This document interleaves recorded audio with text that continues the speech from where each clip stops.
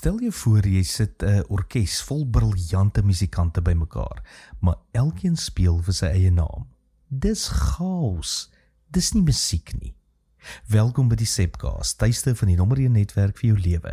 Hier draai ons geliefde stories op hulle koppe, kyk na wat die geskiedenis dalk misgekyk het en ontdek saam hoe Jesus ons nooi in 'n groter storie in, daar waar ons bly, werk en speel.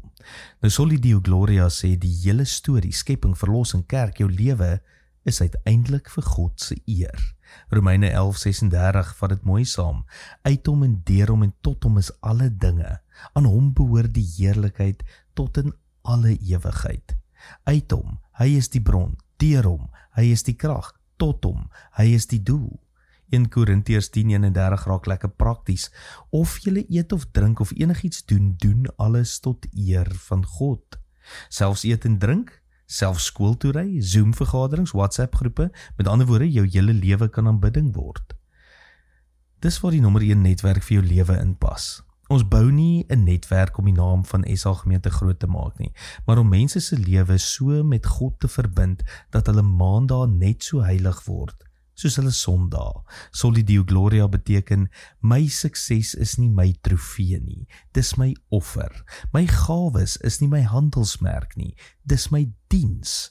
My pyn is nie net my las nie, dit kan 'n gebed word wat God se krag wys. Nou wanneer die 5 solas saamklink, sola scriptura, sola gratia, sola fide, sola Christus, en Soli Deo Gloria, word dit soos 5 note in een groot lied. 'n Lied wat sê, alles begin by God, alles loop deur God, en alles eindig in lof aan God. En miskien, net miskien, is dit die ware betekenis van die nommer 1 netwerk vir jou lewe.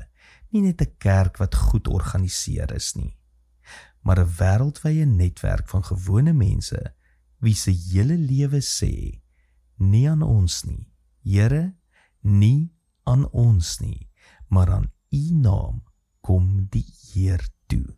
Psalm 115, vers 1. Tot volgende week, mooi loop.